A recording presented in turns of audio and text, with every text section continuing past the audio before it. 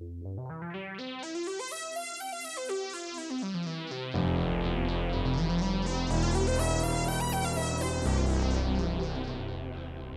and welcome.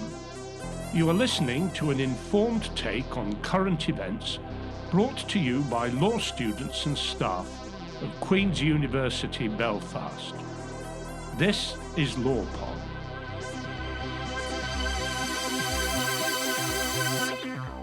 Hello, and welcome to this episode of LawPod. This is a special episode for International Women's Day, which we're celebrating here at the School of Law at Queen's University Belfast. I'm Alice Panepinto. I'm a lecturer in law at Queen's, and I am delighted to invite our special guest for today, Angela Godfrey-Goldstein of Jahalin Solidarity in Jerusalem. Angela, thank you for making so much time to chat with us today and tell us a little bit more about your fantastic work over the decades in human rights in different areas and different fields and different parts of the world. So, before getting started, I just wanted to remind everyone that today is another opportunity to hear from someone, a woman, who is making and has made a really important positive change in the world through her work in human rights and social justice. Angela, if I can ask you to tell us a little bit more about what brought you to this line of work in human rights, and perhaps you could tell us a little bit about your journey from acting to activism. First of all, thank you so much for inviting me. It's a huge honor and really rather humbling. I would say that all of us, we have our journeys, and it's fascinating, isn't it, to look back and see where was I, when and how and who and what brought this machine to this particular moment. I can think, for example, when I was an 8-year-old at boarding school from the age of 6, with my parents in Africa, and this was obviously in England. A little girl, she was Jewish from India, Annette Manasseh, running a needle up and down the legs of all the little girls in the dormitory late at night. And when she'd finished doing this version of torture to me, she then said, "Now go and tell Miss Bowen," who was the headmistress, and quite a battle axe. And I did. I rushed down the stairs late at night to this cheroot-filled study, knocked on the door and said, "Annette Manasseh has been torturing us, and she said to come and tell you, so here I am." And if I look back, I think, wallah, that was a little 8-year-old who was calling out bullies. And then again, in my early teens, I can remember the mother of a girl at school, Lady Egremont, going to work in North Vietnam, in Hanoi, during the Vietnam War, to nurse injured Viet Cong. And I collected, I remember, £100 from people in school and parents and so forth. And with this, she was able to buy antibiotics in pill form because these children were too badly burned easily to be able to withstand injections. So the journey obviously had a certain type of thinking behind it. My father, as I said, was a doctor. And when you're a doctor's daughter, there's a problem, you put it right. That's just something that you learn growing up with somebody around who does that. Somebody who teaches you not to laugh when somebody falls on a banana skin because they're in pain. So if I go forward, I would say, yes, there was somebody that was sort of engaged politically. I was in the Liberal Party in London as constituency secretary, delegate to party conference, and I canvassed Grenfell Towers, I can remember, when it was still a new building. And therefore there was a certain political awareness, but I certainly wasn't somebody who did anything about it all. Not apart from, a little bit of political flirtation, I would say. I can remember in my trade union, they took me up to Manchester or somewhere in order to speak about actor union politics. And I was a real disappointment because I hardly said anything. I really didn't have much to say in those days. I came to Israel 1981, having been, as you say, in the theater, in the West End, doing a lot of radio, television, film. And for about 10 years, I did what is called worked on myself with a teacher. And that's why I came here. And that was very much consciousness raising. That was about freeing oneself up, working on one's problems. So who pulls your strings? Is it you? Is it your history? Is it peer pressure, etc.? And it was very much, and still is, I would say, a spiritual journey in which one began to value principles such as truth and life and freedom, all of which are by now, I think, fundamental in my being, and definitely principles that have in the past had enough importance for me that I know that when I was living in Sinai in Egypt for 4 years, I understood clearly that human rights work here is dangerous. Maybe they won't like it, but I was prepared to pay whatever the price was. And obviously one knew very well that that could be a high price. In the early days of working on myself, one was aware of the occupation, one was aware of the lack of peace here in Israel. But my thinking was there are people who go out and demonstrate. There are people who are involved in all of that. It wasn't really my thing. And I certainly didn't know much about it. I wasn't going out and, seeing for myself or visiting or witnessing. I certainly wasn't involved. And that only came later when, having been an environmental activist in Sinai, because I fell in love with desert, along with somebody, very amazing man who for 20 years was in my life, died 5 years ago.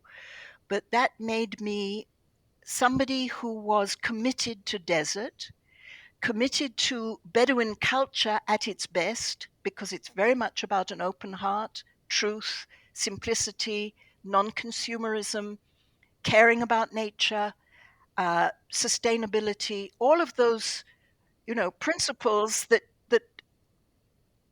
really stand out as in need of defense when they're threatened, but on the other hand, also as a goal for how we should be living our lives better, because indigenous peoples, I believe, all over the world are very connected with nature, with life, with land, with traditions, and it is sustainable. They are not harming the environment in any way, and yet we tend to think of them as being somehow primitive or inferior, and we are the developed world, and they're the developing, and there's all those tensions, colonialism being very much part of it in our thinking here.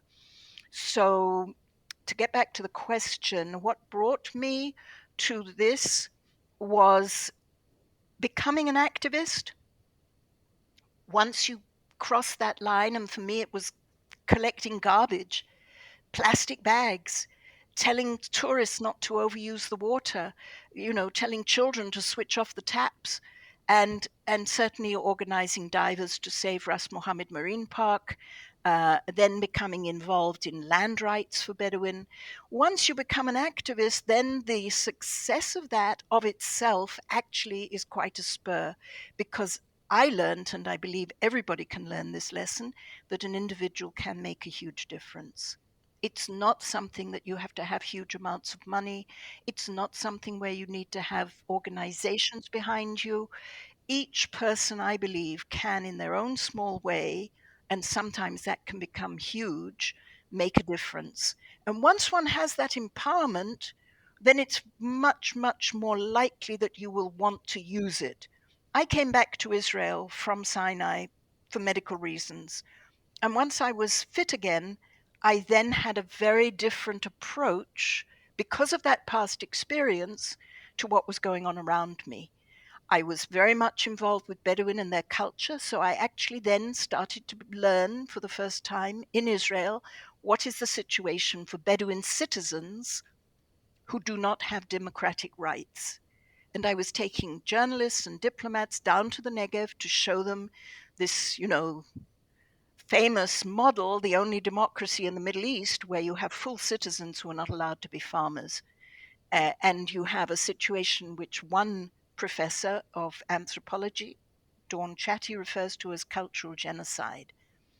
And to come back again to your question, therefore, what brought me here was, on the one hand, some of that past experience, some of it probably being my personality or background, but also once you start learning and seeing, it becomes almost impossible to walk away. So you find yourself in situations where somebody's got to do something about this, and then you look around and you see there's nobody else. And yalla, here I am going up to Cairo with photographs of the Egyptian army demolishing Bedouin camps to Reuters and to all the others. And it ended up with people having their land licensed. And we were successful because at the time, the American Bush administration, I guess, 1998, was putting pressure on the Egyptian government to respect human rights more. And therefore, I understood from that human rights can actually be an enormous game changer.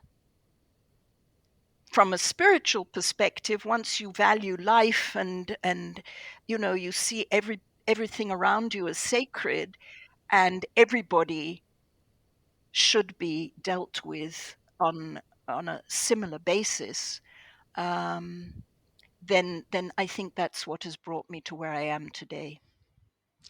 Thank you, Angela. That's really fascinating to hear how rich your personal and professional background is, and how together it really has brought about an extraordinary lifetime of achievements in human rights. I understand that recently you have been also the recipient of quite an important recognition in the Indigenous peoples movement. Could you tell us a little bit more about that? Yes, that's an interesting development. I was approached by the World Indigenous Forum and asked to invite a Bedouin to that forum, which I did. I became involved in it to the extent that I was then elected to the Council of 90. And then when they had the actual forum itself, a virtual forum, I was on the Wall of Fame. As a non-Indigenous person, I think that was, one of my life's achievements, let's say. Yeah.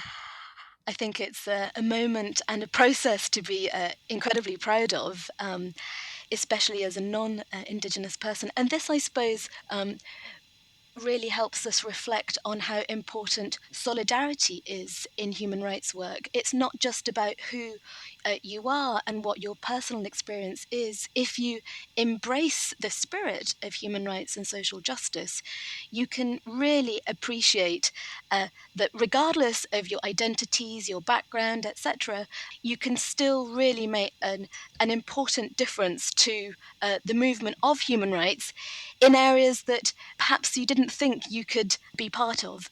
And I think, just listening there, Angela, to the story of your life, right? An international upbringing, mixed parentage, exposure to different aspects of human rights and social justice in different countries, environmental justice and land rights, hugely important in painting that fuller picture of human rights, which is not just about civil and political rights, nominally, right? There's a democracy, but that's of course not enough.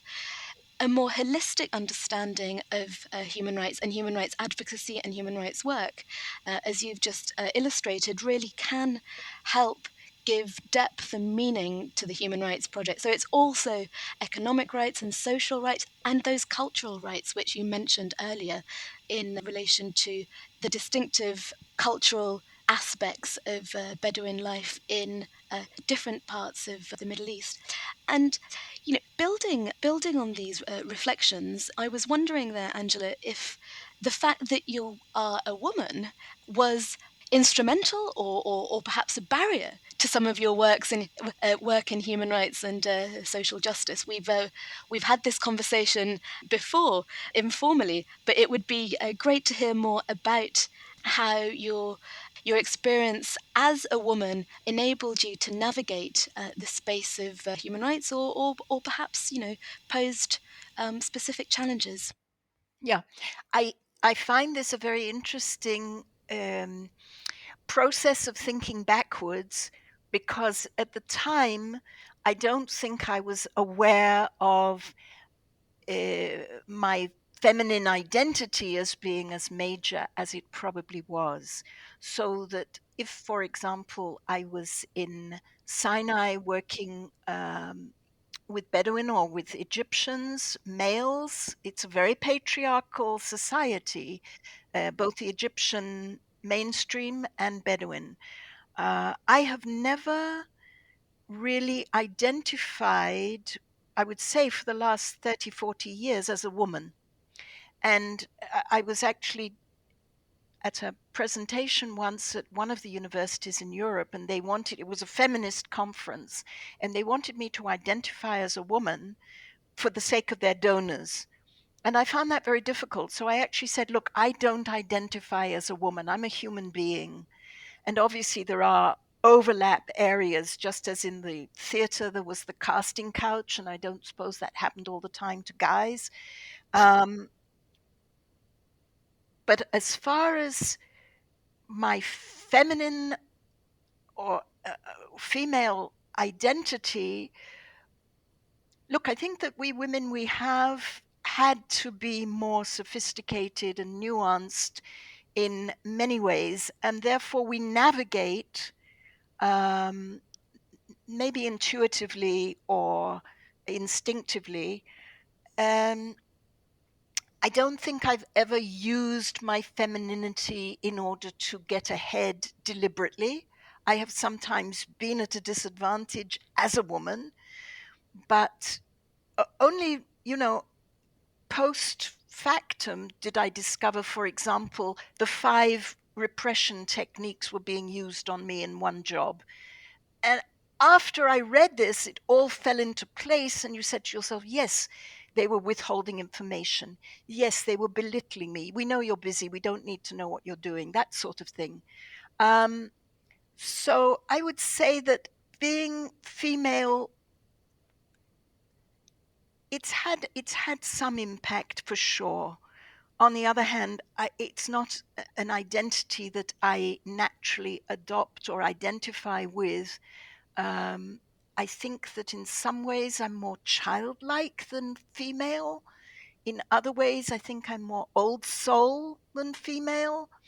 But I do believe that having had all of those years of, watching women's lib developing around me, feminism and so forth, one has come to a point by now of demanding equality, really. I think it's intrinsic even in the way we interact with people. I noticed the other day a male neighbor, he left in the middle of a meeting with me, and later he wanted to come back. And I think that as a woman in the past, I would have said, yes, please do. And on this occasion, no, I'm sorry, I can't have you back at the moment. I'm in the middle of the news cycle. And I thought to myself, that's progress. That's not letting the man dictate the agenda and the timing and taking it for granted.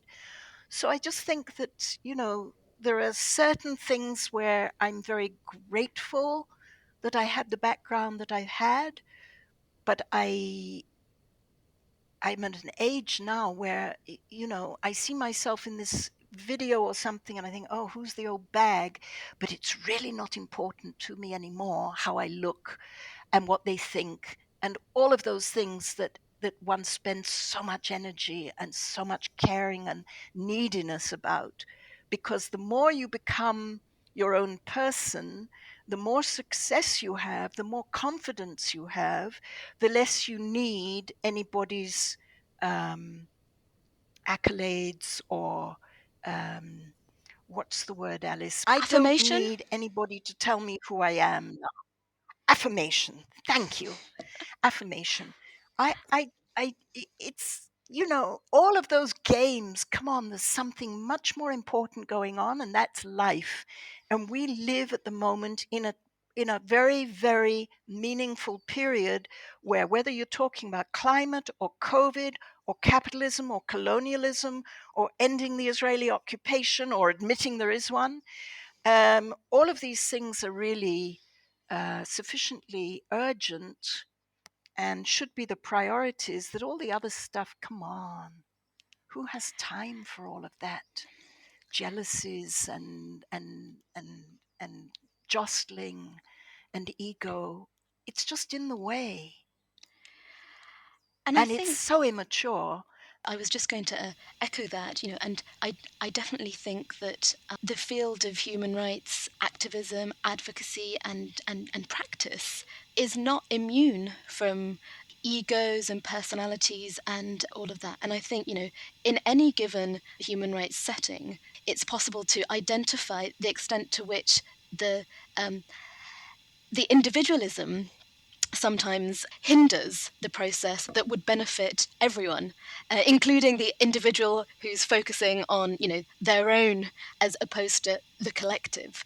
And that leads me, I suppose, to my next question there, Angela, which brings us back to your work in Israel and Palestine. You've told us a little bit about how you arrived, but could you perhaps expand a little bit on the potential of human rights to achieve social justice for all, from the river to the sea? Okay. So again, it comes back to this thing of valuing life and of seeing the other person as yourself.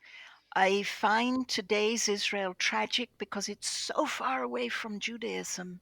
It's so far away from the root values that in the past always made Jewish people stand up for the underdogs, that it was always seen as part of their Jewishness to care for the other, to care for life, to care for principles, values, truth, all of that.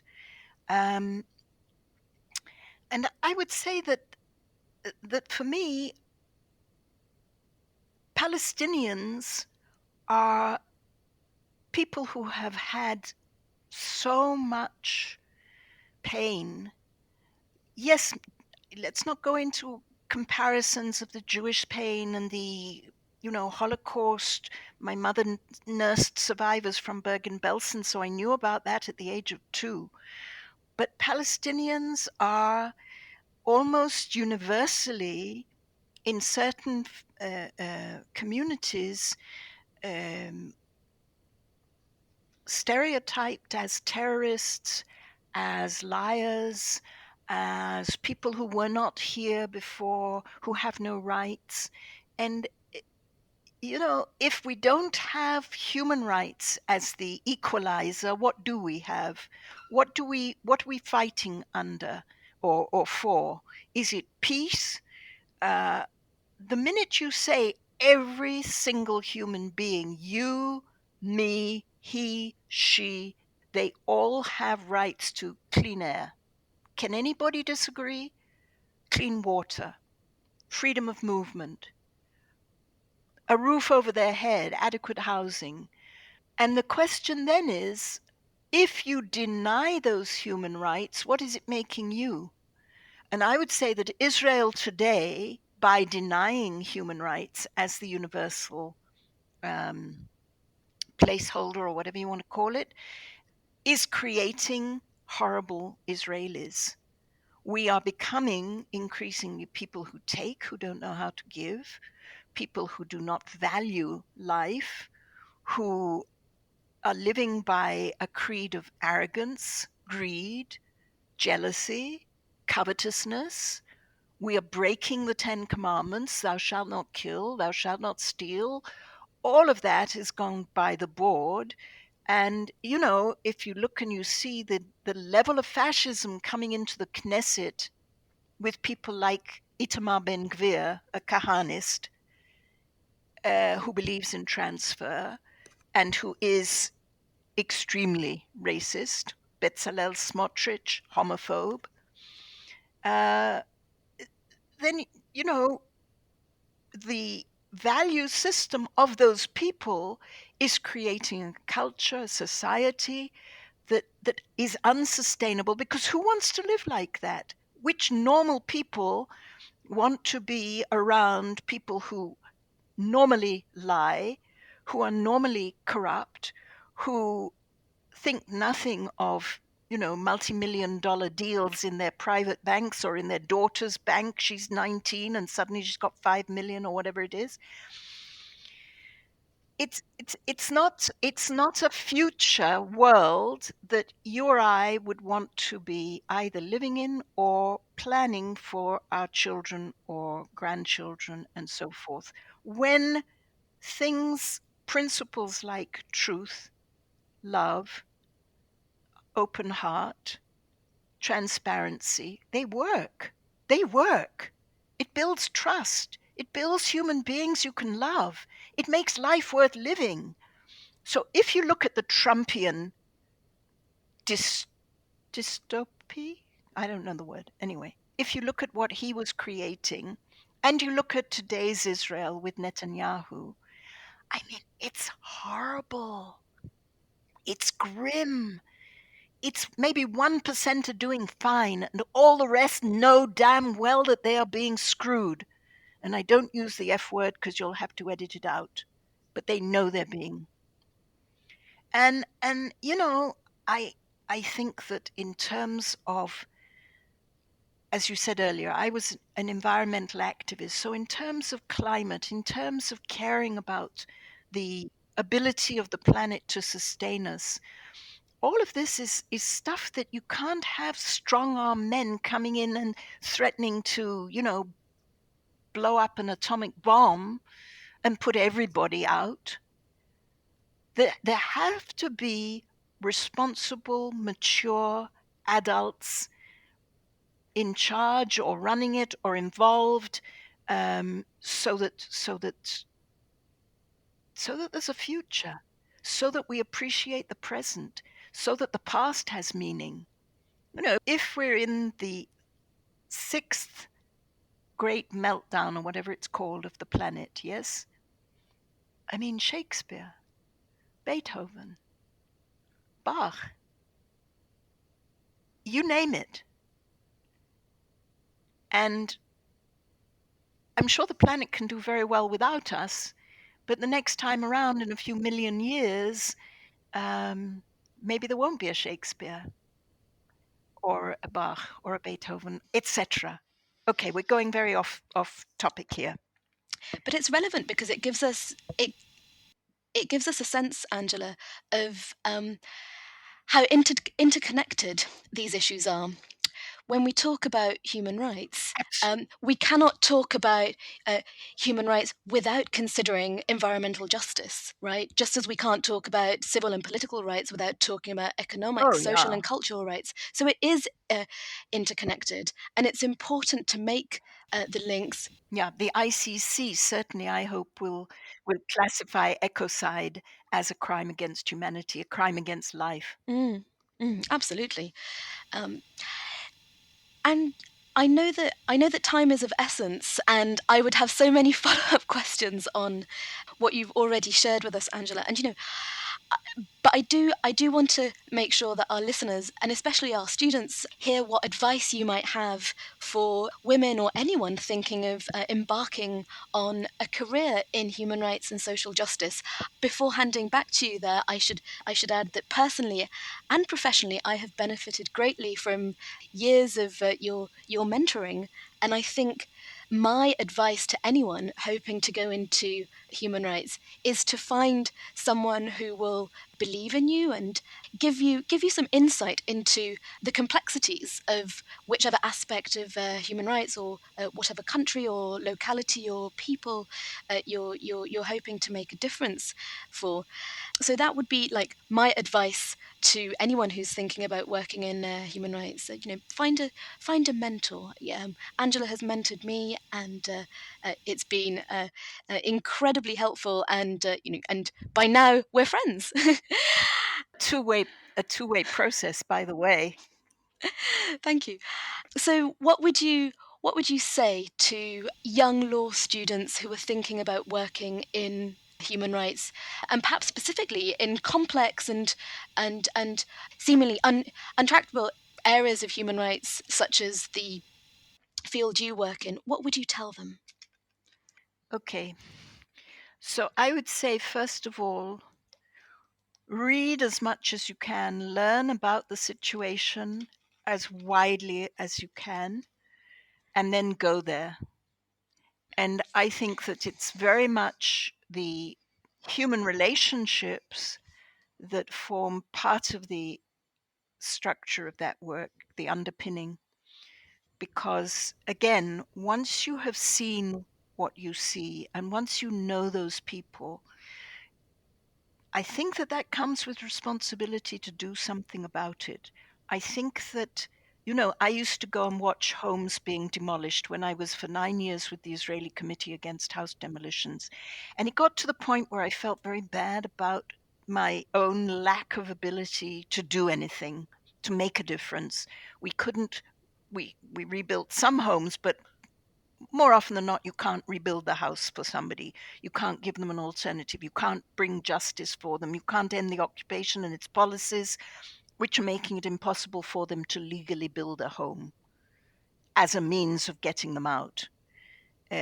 So it's a land grab and it's a forcible displacement, war crime, etc. So I would say meet people, stay long enough to know what you're talking about. It's not something that's a 10-day journey or a visit in a delegation. It needs to be over the long term. I think that networking is really important so that you are aligned with other people working in the same direction, but never underestimate your own ability alone to make a difference if you have initiative. And I think that also my advice to people is try to imagine if nobody is doing anything, and ask yourselves, what are your reasons for not wanting to? Is it financial? Because in my experience, you have to be prepared to live with nothing and just keep going. I was walking around barefoot in Sinai, and somebody said to me, "Why don't you have any shoes on?" I said, "I can't afford them." And so she gave me a pair of sandals. Um, it's not something that money should be the deciding factor. On the other hand, nor should masochism. If it's really impossible, maybe you're not in the right place or the right person or the right time. But I think that knowing you're doing something that has direct impact on people's lives and can help them is of itself a huge blessing.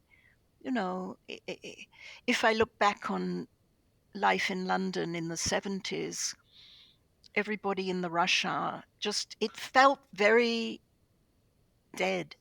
It felt very meaningless. I'm sure it wasn't, but that was how I felt it. Just, on the tube at night, you're tired, it's filthy, it's crowded, and you ask yourself, what am I doing? And you don't have a good answer. All you were doing was paying the rent. So I think that this is certainly human rights. It's something that you will get an enormous boost from. I think that you will be able to look yourself in the mirror and see somebody who didn't run away or hide. I think that it's something that will build you, and you will start at A and end up at Z, a very different person. And again, you will probably appreciate those changes and that growth and that learning period.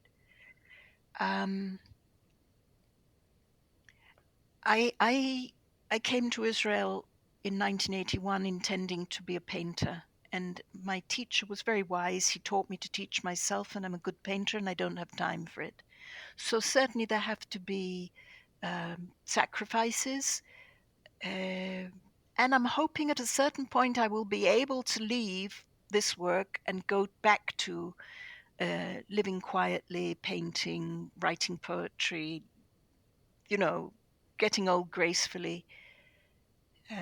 I don't know, but I just, if there's something that somebody can see that is wrong and they know deep down they can put it right, why not do it? With all of the problems in the world today, I really think we have to fight for what is the future. I mean, COVID is partly a response. You said earlier, everything is holistic and connected. It's very much part of losing the filters, losing wilderness, jungle, grasslands, whatever. Then there's also, to be honest with you, there's this whole area that we haven't really touched on that is more spiritual.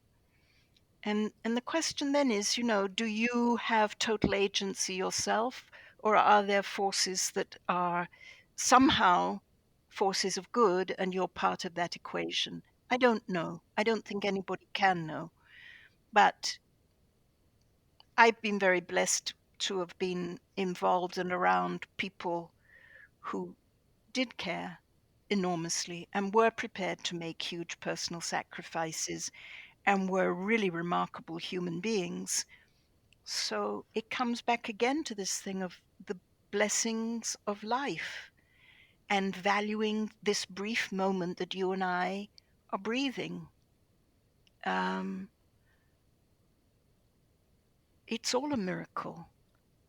And if we're not careful under our watch, it will stop being a miracle. So why are we not all hands on deck for the future of your children, your grandchildren, your students' grandchildren? Sorry to be sort of quasi-guru on you there, but I personally believe human rights is fundamental to the welfare of the planet and we as human beings. And if you have better ideas, I'm prepared to consider them. But until such time, let's keep fighting this fight. Thank you, Angela. I couldn't agree more. I would just like to say that I'm really glad you said it there a moment ago. When you see something unjust, when you see harm, when you see destruction of people, environment, anything that can be avoided or prevented or stopped, it's impossible really to turn your head and look away. So I think that's something that speaks to me, and and I'm sure it'll speak to many of our students and anyone else listening today. I think we've run out of time. And even, can I just say one Of other course. thing? I think we've run out of time. So let me just say this other thought, that if we're talking about human rights and humanity, then democracy is also very much part of that. And I think that in the last 4 years of having Trump in the White House was a very good lesson to all of us to appreciate democracy and to understand what the alternatives are. What is dictatorship? What is a megalomaniac? What is a narcissist likely to do? Whether it's nuclear or just in general daily levels of nastiness, that democracy needs defending. It is also important as a way of organizing human life and making our lives worth living. Absolutely. And on that important note, let me thank you again very much for making time to talk to us today. And I would invite everyone to join me in thanking Angela Godfrey-Goldstein for her important words in our podcast. Thank you. And thank you, Alice. Bless you. You have been listening to LawPod, an informed take on current events brought to you by the law students and staff at Queen's University Belfast. Our theme music is by Colonel Chocolate and the Justice Triangle. LawPod is funded by the Queen's University Law School. Please follow us on Twitter at QUB LawPod. For more information, you can also visit our website, lawpod.org, and please have a look in the show notes for more information about the topics covered today. You can find us on iTunes or anywhere else you get your podcasts. Thank you for listening.